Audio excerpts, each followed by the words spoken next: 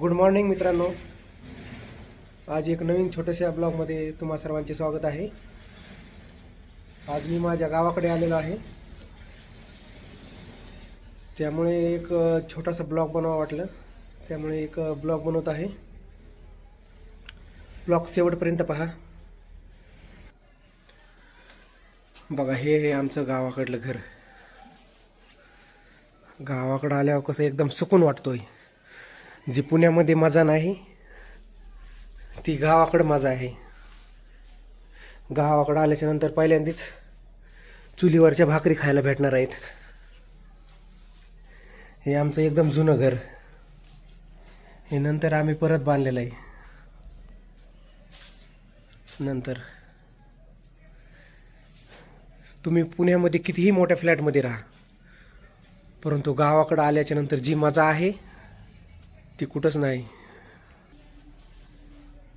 हे बघा, घरी आल्याच्या नंतर बाजावर झोपायला भेटतं,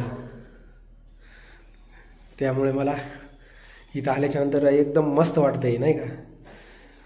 शहराची सवय लागलेली आहे, पण गावाकडे आल्याच्या नंतर वेगळीच फिलिंग वाटते.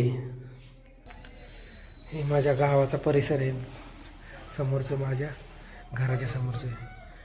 ही एकदम 400-500 वर्षापूर्वीची एक जुनी चिंचेचं झाड आहे, जे की माझ्या आज्याला पण कळत नाही एवढं जुनं झाड आहे. मित्रांनो, गावी आलो होतो. हे बघा, आमच्या आई वडिलांनी काय आणलं, तुरीच्या शेंगा आणल्यात. हे आमचे वडील आहेत, इकडं बघा जरा. आणि ही आई. उद्या पुण्याला यायचं आहे ना, त्यामुळे शेतातून घेऊन आली. तर आत्ताच आले तर ऊन पडलं इकडे जास्त. पुण्यामध्ये फार थंडी आहे. निबर आहेत का? हा ना, खायासारखे ना. मला तर वाटलं काय हे काढल्या पण असते ना आता, नाही का. नाही आता काढतील हा ना, बघून आणले. वाळायला लागलेत ना. काय कुठं बघून आणले.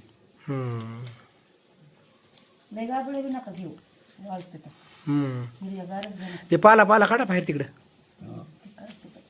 काढा पाडा तिकडं. हां, या असली ननगडी आहे, ठेवू नको. नाही असली काय होत नाही.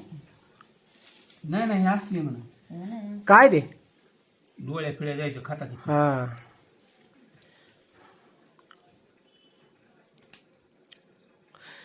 कुणाला तुरीच्या शेंगा आवडतात कमेंटमध्ये सांगा मला.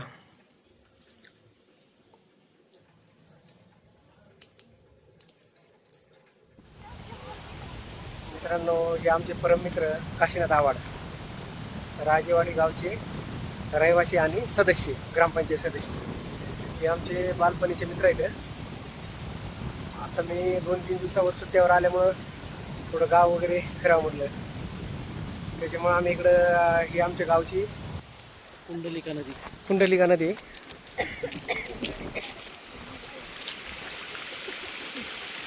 हा बंधारा आहे.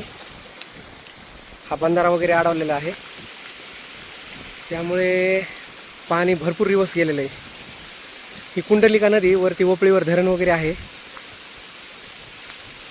आणि अशीच खाली माजलगाव डॅममध्ये सिंदफणा आणि गोदावरीचा संगम झालेला आहे. हे बघा, हे आमचं राजेवाडी गाव आहे. एक छोटंसं गाव आहे, 2-3 हजार लोकसंख्या असेल.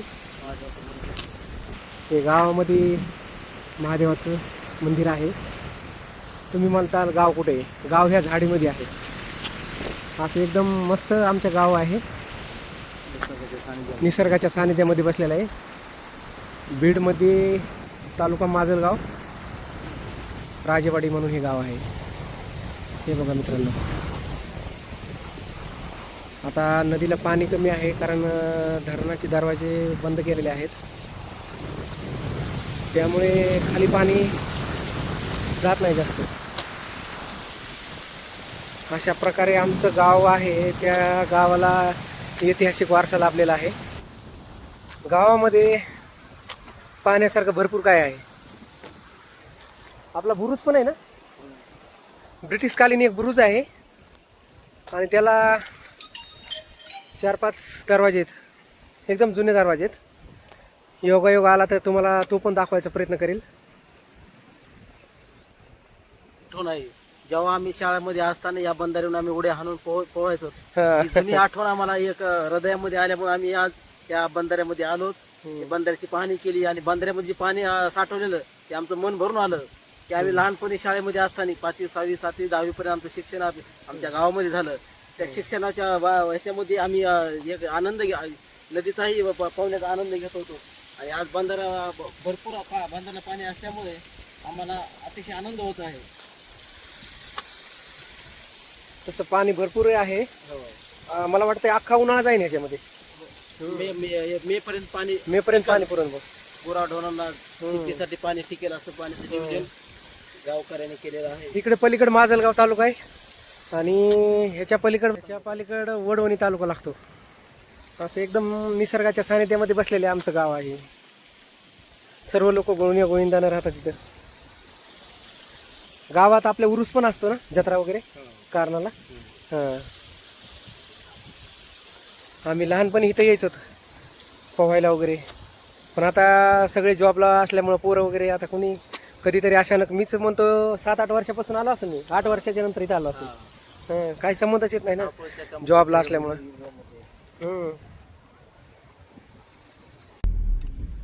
गावचा रस्ता लई खराब झालाय रे.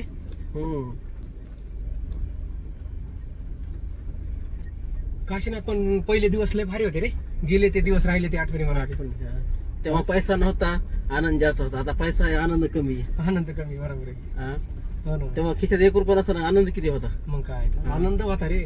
आता आणि गावामध्ये कसं आहे, आणि आता आपल्याकडे किती पैसे तर पण तेवढा ते आनंद त्या पैशामध्ये घ्यायचं नाही घेता येत. बरोबर आहे. बरोबर आहे.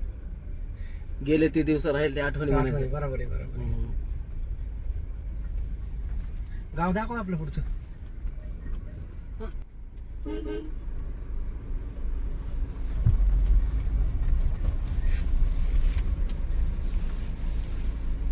जुनं गाव आहे, अजून रस्ते फिस्ते झालेले ते.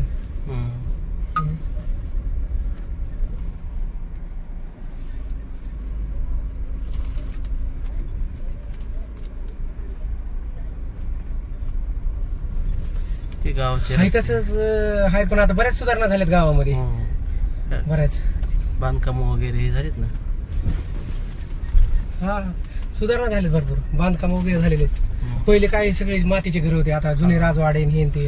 ठीक आहे, मंदिर समोर मंदिर आहे, मारुतीचं मंदिर मस्त आहे. हे आपला कट्टा होता का रे त्यावेळेचा? हा, बसायचा, चावडी म्हणायची. चावडीचा कट्टा. खरंच भारी वाटतंय रे. शाळा सुटली की आपल्या इथे ही आपली शाळा, ही पहिली जिल्हा परिषद शाळा आहे बघा. जुनी मित्रांनो, ही आमची जिल्हा परिषद शाळा आहे. जुनी जिल्हा परिषद शाळा समोरची. हा, समोरची. आता नवीन तिकडे झालेली आहे. कॅमेरा आपल्याकडे नवी आता पलीकडे झालेली ना, गावाच्या तिकडे. गावाच्या बाहेर चालली.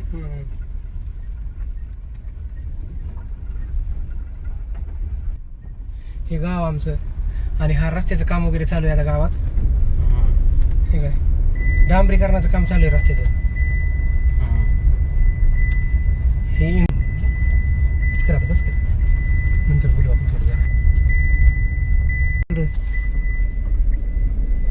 काय यावर्षी पाऊस भरपूर पडलाय ना. हा, यंदा पाऊस भरपूर झाला. सगळं शेत बीत हिरवेगार मस्त. पाऊस चांगला झालेला आहे. पूर्वी आम्हाला आपल्या गावामध्ये एवढं काय हे वाटत नव्हतं. ऊसाचं क्षेत्र हे ते. आता भरपूर आता पाणी झाले ना, पाणी झालं त्यामुळे ऊस बिस भरपूर झाले. रस्त्याचं काम बी मस्त झालेलं आहे आणि मस्त वाटतंय गावाकडे आल्यावर. जुन्या आठवणी. गावच आहे. हा, मग काय तर तुम्ही कुठेही पैसा कमवा, मुंबईला कमवा, पुण्याला कमवा, जॉब कुठेही करा, बाहेरच्या देशात करा, परंतु शेवटी आपलं गाव असतं. गावाला जन्मभूमी कर्मभूमी व्हिजिट द्यायलाच पाहिजे. गावामध्ये आपले जुने मित्र वगैरे आहेत. हा, मग काय असंच कधी बी येणं जाणं.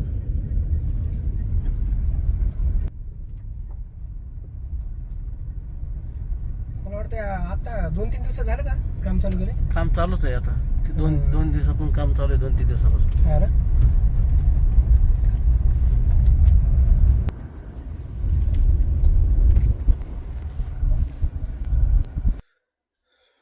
मित्रांनो, अशा प्रकारे आज आम्ही गावामध्ये फेरफटका मारलेला आहे. बघा, शेवटपर्यंत ब्लॉग बघा. भेटूया नेक्स्ट ब्लॉगमध्ये. तोपर्यंत सर्वांना नमस्कार.